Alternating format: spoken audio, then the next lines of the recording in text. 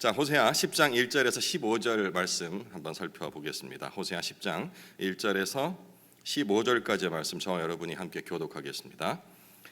이스라엘은 열매 맺는 무성한 포도나무라. 그 열매가 많을수록 제단을 많게 하며 그 땅이 번영할수록 주상을 아름답게 하도다. 그들이 두 마음을 품었으니 이제 벌을 받을 것이라. 하나님이 그 제단을 쳐서 깨뜨리시며 그 주상을 허시리라. 그들이 이제 이르기를 우리가 여호와를 두려워하지 아니하므로 우리에게 왕이 없거니와 왕이 우리를 위하여 무엇을 하리로다. 그들이 헛된 말을 내며 거짓 맹세로 언약을 세우니 그 재판이 밭 이랑에 돋는 독초 같으리로다. 사마리아 주민이 벳 아웬의 송아지로 말미암아 두려워할 것이라.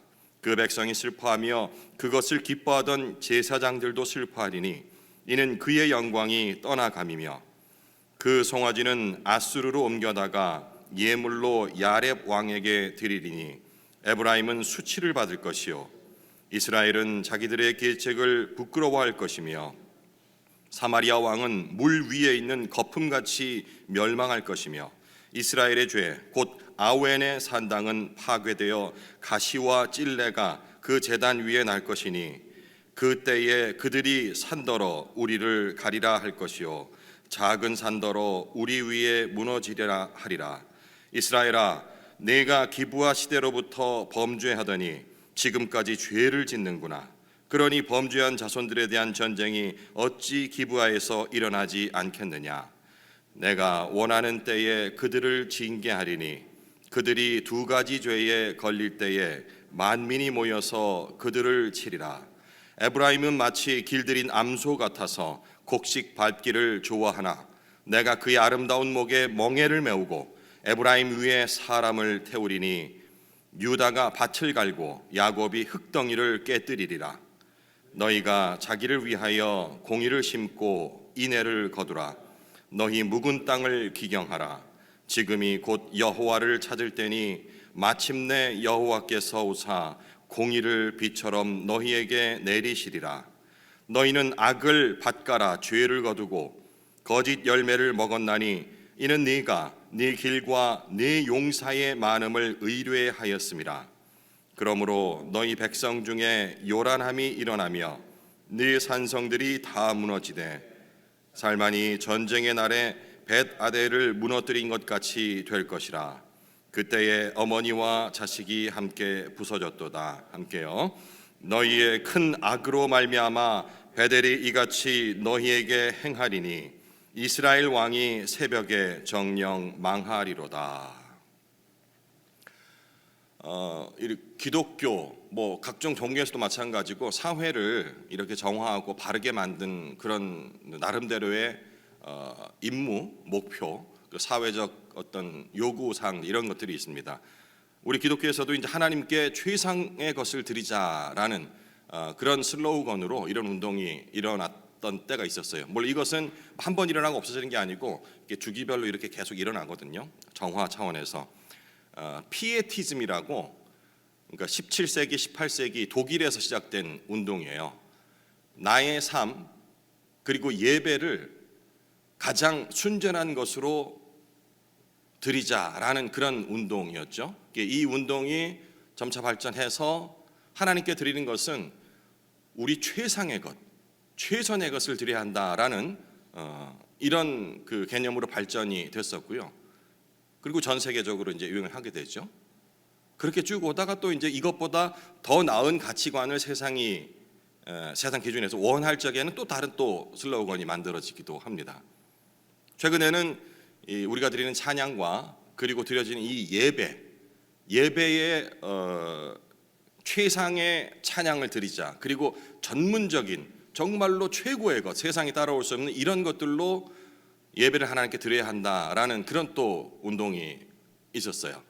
대표적으로 잘 아는 것이 우리 그 교회에서도 창원에 있던 시절 그 시절에 그 힐송 뮤직이라는 게 있어요. 지금은 또 평가가 엇갈립니다만은 찬양이 예배 안에 완전히 스며들어 있는 이걸 통해서 많은 회복들이 일어나기 시작했거든요. 그래서 그 당시에 우리 공동체도 저러한 예배 형태, 지금의 예배 형태와 유사하다고 보시면 됩니다. 이게 정말 그 찬양과 말씀이 이렇게 하나의 고리로 쭉 이어지는 이런 그 예배 형태들을 지향하고, 물론 그 당시는 우리가 이제 찬양도 이렇게 우리 지금 앉아서 나오지 않습니까? 이 의미를 아시는 분은 아실 거예요. 사람이 드러나지 않게끔 하자라는, 일반 기성 그 공동체에서 본다 한다면 좀 이상한데 왜 저렇게 다 숨어서 하지라고 생각할 수 있는데, 그 깊은 의미는 그런 것입니다. 우리가 드리는 그런 찬양이 어느 몇몇 사람들의 어떤 그 특출난 탤런트를 가지고 인도되는 것이 아니고 모두가 함께하자라는 그런 의미인데, 이것도 좀 점점 더 이 외적인 것으로 성장을 해 가다 보니까 문제점들이 나왔거든요. 지금 그 현대 예배들을 보면 어마무시합니다. 비주얼적으로 정말 압도당하게끔. 이런 그 최상의 것, 최선의 것을 하나님께 드린다라는 이런 슬로건은 절대 나쁜 것이 아닌데, 이렇게 변질되는 모습들, 심지어 예배라는 이름으로. 오늘 1절이 제가 읽으면서 이 생각이 잠깐 났었어요. 그러니까 피에티즘이라든 이런 것들이 저만 연상이 됐을지 모르겠는데, 다시 한번 1절 읽어볼게요. 이스라엘은 열매 맺는 무성한 포도나무라. 그 열매가 많을수록 제단을 많게 하며 그 땅이 번영할수록 주상을 아름답게 하도다.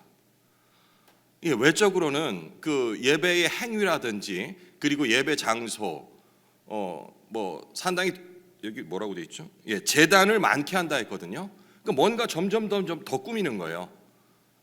바깥에서 누군가 예를 들어서 와 이거 어디 봤는데 되게 진짜 웅장하고, 그 예수님의 동상에 우리는 안 쓰니까 진짜 그 십자가가 무슨 벼락 맞은 뭐로 만드는 아주 있는데, 와 그걸 보니까 막 갑자기 겸허해지면서 이런 그 하면서 자꾸 뭔가 예배당이 이제 좀 더 최선의 것을 드리자라는 그런 의미로 자꾸 갖다 놓으면서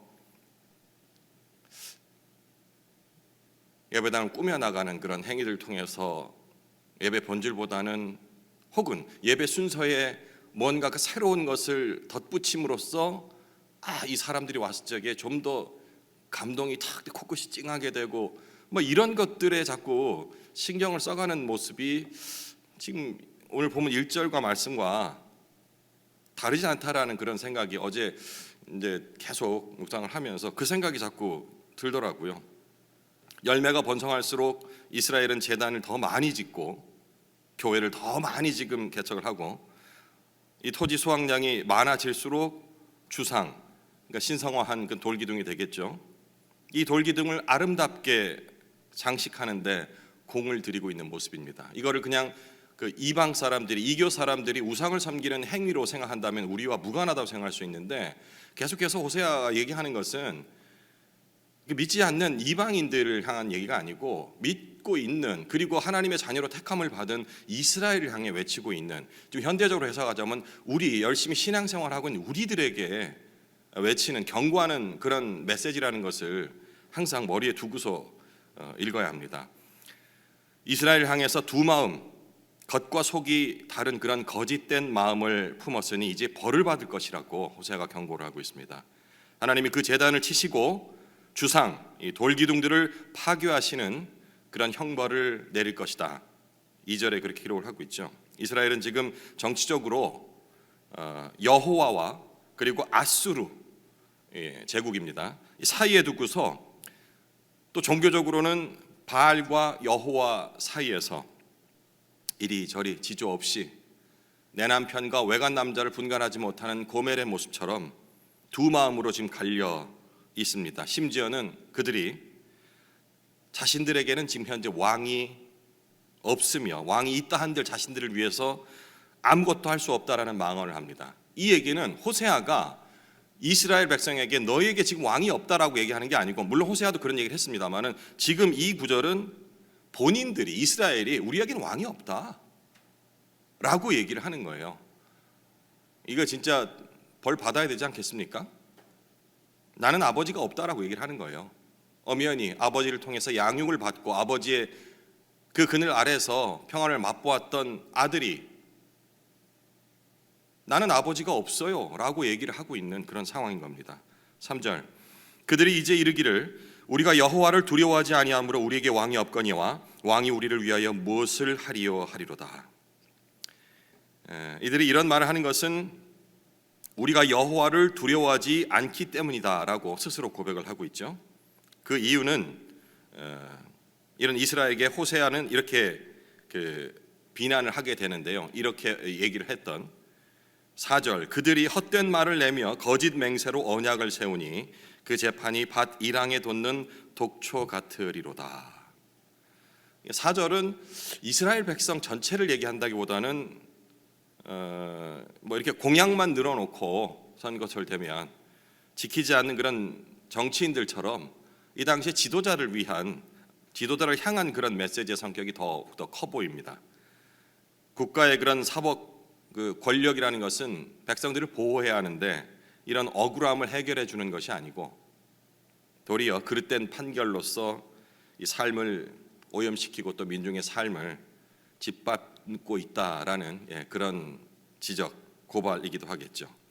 5절에는 국가적인 성소로 이끌고 있는 베델, 여기서는 호세아는 베다웬이라고 이렇게 빗대어서 얘기를 합니다.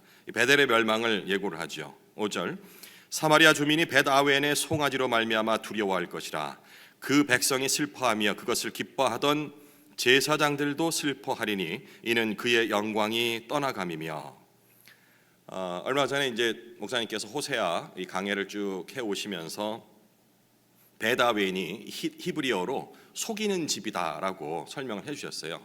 그러니까 벳은 집을 얘기하고 그리고 아웬은 뭐 속이는 또 뭐 공허한 사악한 뭐 이런 뜻을 가진 단어거든요.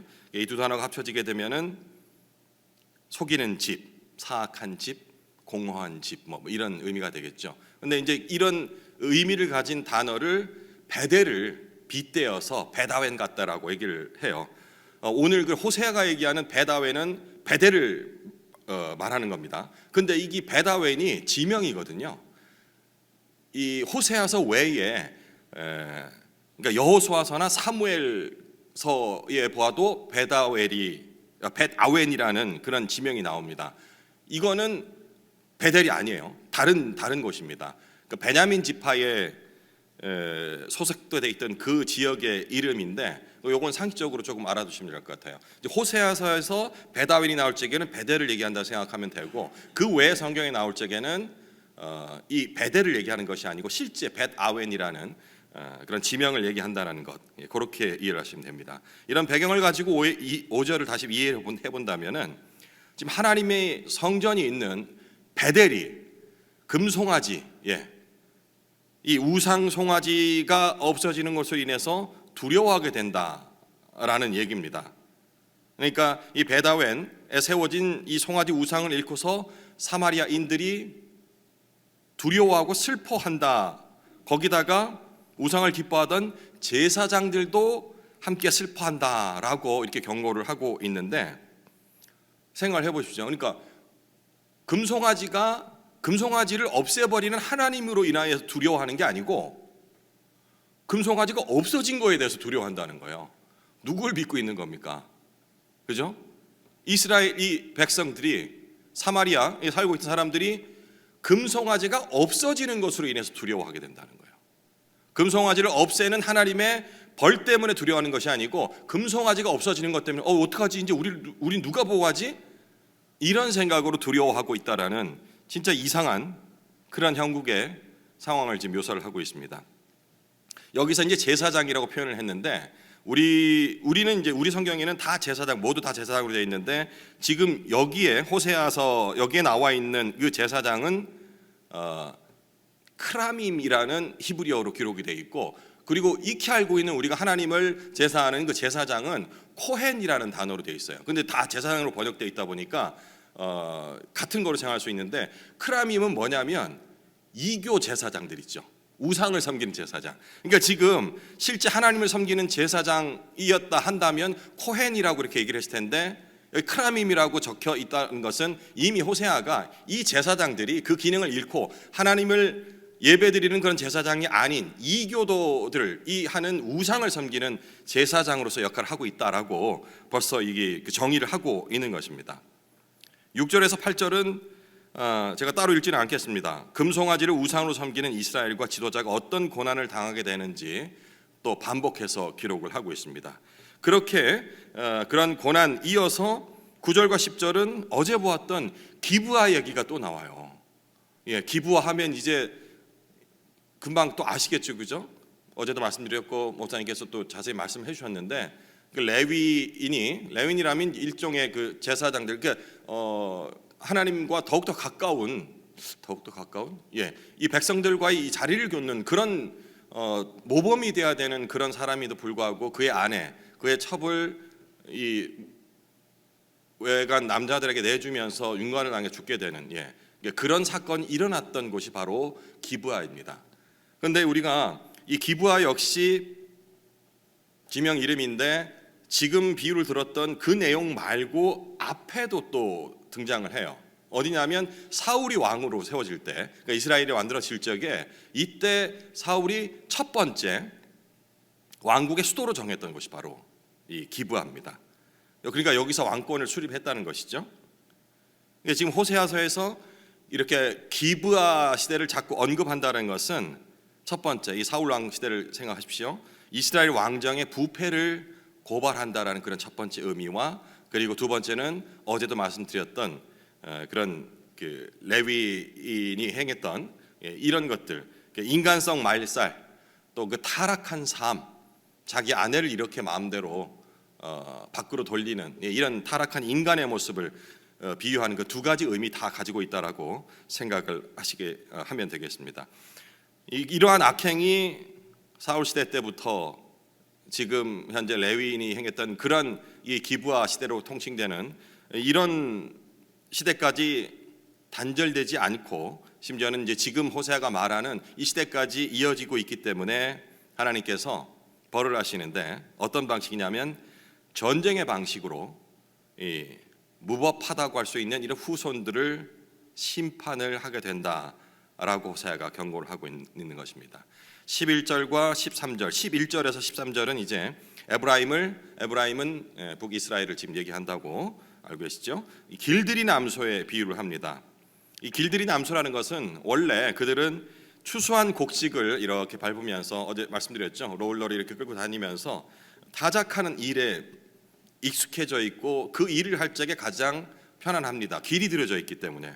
그런데 하나님은 그 소에, 그 송아지의 목에 멍에를 씌우시겠다고 합니다. 그리고 에브라임이라고 얘기되어 있는데 역시 이 송아지 다 이제 같은 의미가 되겠죠. 수레를 끌게 하고 전차를 끌게 하는 겁니다. 농사를 지을 적에 가장 안정되고 그리고 거기에 최적화되어 있는 길들여진 암소를, 송아지를 전차를 끌게 하고 마차를 끌게 한다는 것은 본디 임무에서 벗어난 더 힘든 일을 시키겠다라는 그런 의미가 되겠죠. 유다는 밭을 갈고 야곱은 경작해야 한다. 지금 그러니까 이제 북이스라엘뿐만 아니고 유다까지 온 이스라엘이 본래 지어진 목적대로 그들이 안도감을 느끼며 평안함을 느낄 수 있는 상태가 아닌 상태로 몰아가시겠다라는 얘기가 되겠습니다. 11절, 에브라임은 마치 길들이 남소 같아서 곡식 밟기를 좋아하나 내가 그의 아름다운 목에 멍에를 메우고 에브라임 위에 사람을 태우리니, 사람 태우는 목적이 아닌 이 소의 위에, 유다가 밭을 갈고 야곱이 흙덩이를 깨뜨리리라. 강제적으로 일을 시키겠다라는 얘기가 되겠습니다. 이제 마지막 14절에서 15절은 이스라엘 왕권의 몰락에 관해서 경고하는 내용을 담고 있습니다. 하나님이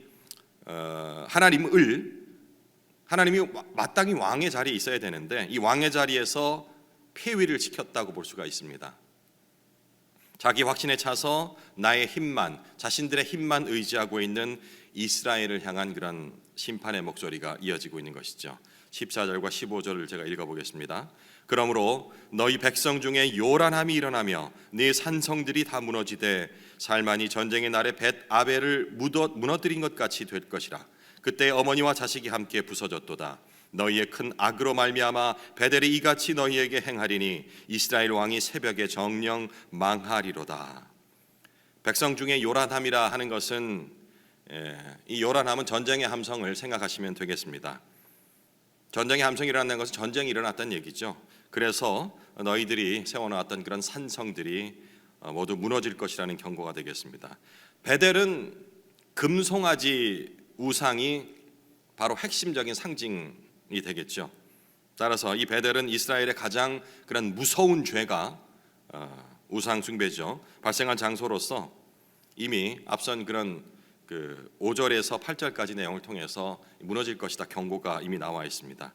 우상을 섬기며 하나님을 배반한 순간부터 지속되어 왔던 그런 정치적인 면에서 또 종교적인 면에서 타락은 그들이 애인처럼 여겼던, 사랑하는 남자로 여겼던 그런 제국의 침략으로 파괴되는 그런 날로 마무리가 될 것이다 라고 마지막 절은 이렇게 기록을 하고 있는 것입니다.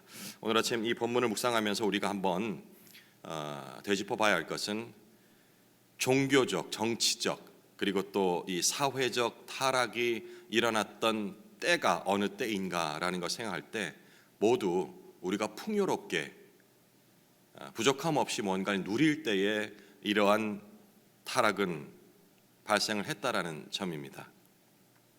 더 정확히 말하면 그 풍요가 누구로부터 온 것인지 모를 때, 다시 말해서 하나님이 누구인지 모를 때, 하나님을 아는 그런 지식, 이것이 무지할 때에 발생했다라는 것입니다. 호세아 시대 때 이스라엘이 하나님의 자리에 금송아지를 앉힌 것이나 현대인들이 과학이란 이름으로 이렇게 발달한 시대에 신을 믿는 것은 다 부질없는 짓이야 라는 얘기, 혹은 종교 생활 자체는 부정하지 않겠어, 교양인들이라면 이런 메이저 종교 한 개쯤은 가지고 그리고 자신을 경건하게 만들, 이건 하나님을 향한 경건이 아니고요, 종교적 그런 생활로서 나가는 것, 그 정도까지지, 이게 바로 같다는 겁니다. 금송아지, 눈에 보이는 금송아지를 우리는 앉혀놓지 않았기 때문에 우상 숭배와는 전혀 상관이 없다라고 인식하고 있을 것입니다. 하지만 호세아서를 통해서 우리가 깨달아야 하는 것은 그런 눈에 보이는 우상들을 많이 우상이 아니고 지금 하나님이 계셔야 할 마땅한 자리에 하나님이 계시지 않는다 한다면 이렇게 됩니다. 여기에 뭔가 있어야 하는데 여기가 없어지면 다연적으로 다른 것이 이 자리를 차지하게 되어 있습니다. 깨닫지 못하는 것일 뿐이죠. 이것도 똑같이 우상 숭배라는 것입니다. 우리 교회 안으로 한번 적용해 보겠습니다. 사랑방 모임에서 우리 교회를 지칭합니다. 지체들 간의 삶을 나누며 또 신앙적인 격려를 통해서 서로에게 임하신 그런 하나님의 은혜를 나눈 것은 정말 아름다운 모습이고 장려돼야 할 모습입니다. 그런데 그 자리에서 내가 받은 은혜를 나눈다라는 명목하에 지금 현재 내가 누리고 있는 풍요로움을 자랑하며 혹은 그 풍요로운 자랑을 듣고서 부러워하는, 마땅히 또 그렇게 해줘야 한다라는 미덕이라는 이름하에 행해지는 이런 행위들, 이거는 엄밀히 말해 하나님의 은혜를 표현하는 방식이 아닙니다. 구체적으로 더 얘기해 볼까요? 젊어서 열심히 일했기 때문에 그 대가로 지금 풍요로움을 누리고 있다. 아니, 내가 내 자녀들을 말씀 안에서 훌륭히 잘 키웠기 때문에 하나님께서 내 자녀들에게 복을 주시고 그 자녀들이 부모 섬기기를 즐겨하여서 내가 이렇게 편히 살고 또 얼마 전에는 우리 아들, 딸이 보내줘서 성지순례도 다녀왔어.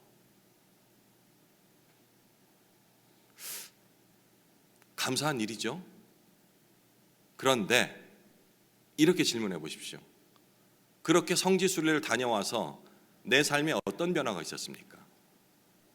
하나님이 복을 주셔서 내 자녀가 그 많은 돈을 들여서 부모님들께 효도한다고 성지순례 한번 다녀오시죠.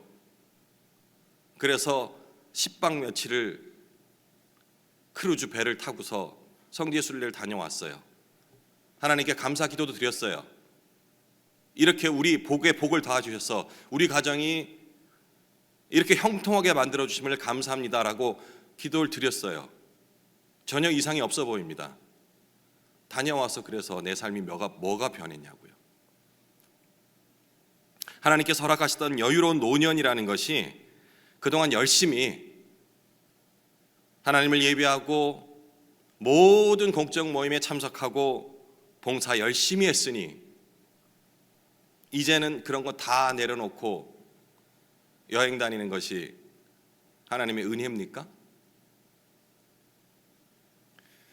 이런 근본적인 질문이 우리의 삶을 위축시키는 것이 아니고 그것이 생각할 적에 정말 주 안에서 부끄러움 없기에 자유한 그런 감사함으로 나와야 하는데, 전 개인적으로 우리 성도님들이 일주일 내내 교회 예배당에 와서 사는 거 별로 옳지 않다고 생각하는 사람입니다. 교회 안에서 우리들끼리의 그런 만족과 그리고 세상의 어떤 오염된 것으로부터 보호되고 있다는 그런 안도감들을 맛보는 거 옳지 않다고 생각을 해요. 세상 속에 들어가서 소금과 빛의 역할을 해야 하기 때문에 일주일 내내 예배당에 사는 건 원치 않습니다. 근데 제가 드린 질문은 그렇게 살아야 하나님 기뻐하신다라는 걸 말씀드린 것이 아니고, 그렇지 않다라는 미명 하에 자꾸 다른 것으로 변질시키는 우리 마음속에 그러한 얍삽한 마음들, 이걸 봐야 한다는 겁니다. 진정한 자유함, 자발적인 모습으로서 섬기는 것, 누구 주위의 눈치를 봐서, 목사님 눈치 봐서, 아니면 우리 순장님들 눈치 봐서, 이게 아니고 진짜 필요해서 내 자리에, 하나님 계셔야 할 자리에 하나님이 마땅히 계실 수 있도록 내가 영적인 그런 순전함들을 유지할 수 있기 위한 예배가 드려야 되는 것이지, 그것이 아닌 누구에게 보여지기 위한 종교적 행위가 된다면 지금 이스라엘 이 시대와 다를 것이 없다는 것이죠. 금송아지 자리에 내가 금송아지를 안 앉혔다 뿐이지 하나님이 마땅히 계셔야 할 그 자리에 하나님께 존재하지 않는다 한다면, 우리가 하나님께 은혜를 받았다라고 고백하는 이런 것들이 무수한 그런 포도나무, 이런 것들이 수확이 많은 물이 내서 감사드린다라는 예배 행위 자체가 종교 행위에 끝날 수 있다라는 것, 이것을 생각을 해야 한다는 것입니다. 남은 시간, 내가 지금 가지고 있는 신앙관과 그리고 일종의 바깥에서 살아가게 되는 그런 삶의 가치관이라는 것, 그 사이에 간극은 어느 정도나 벌어져 있는가라는 것을 스스로 살펴보시고, 그럼 이 간극을 줄여나가기 위해서 나는 어떻게 해야 할 것인가, 이건 개인적으로 다 다를 것입니다. 좀 더 내가 대충 하고 있는 예배 생활에 열심히 기울여야겠다, 혹은 내가 지금 이렇게 아침마다 새벽마다 이렇게 나와서 하는 것은 지금 바깥의 생활과는 현실을 살아가는 이런 것과는 괴리가 좀 있기 때문에 그걸 보충하기 위해서 내가 어떻게 해야겠다. 이 자리에 오지는 못하지만 우리 공동체가 함께 이 아침 묵상하는 이 전체 흐름을 같이 이어가야겠다. 그래서 유튜브를 통해서 이 말씀을 시간 날 때 점심시간에 잠깐 더 한 번 더 본다든지, 혹은 이 시간조차도 30분 정도 되는 이 시간조차도 함께 할 수 없다 한다면 스스로 정해진 시간에 말씀을 묵상하고 읽어가면서 그 간극을 점점 좁혀가야겠죠. 한 번 좁혔다고 계속 이어지는 것이 아니고 계속해서 벌어지려 해요, 우리의 죄성 때문에. 그럼 그것을 자꾸 간극을 좁혀나가는 것이 어찌 보면 신앙생활의 여정이라 생각합니다. 이러한 간극을 어떻게 좁혀나갈 것인가, 한번 남은 시간 개인적으로 묵상을 이어가시기 바랍니다.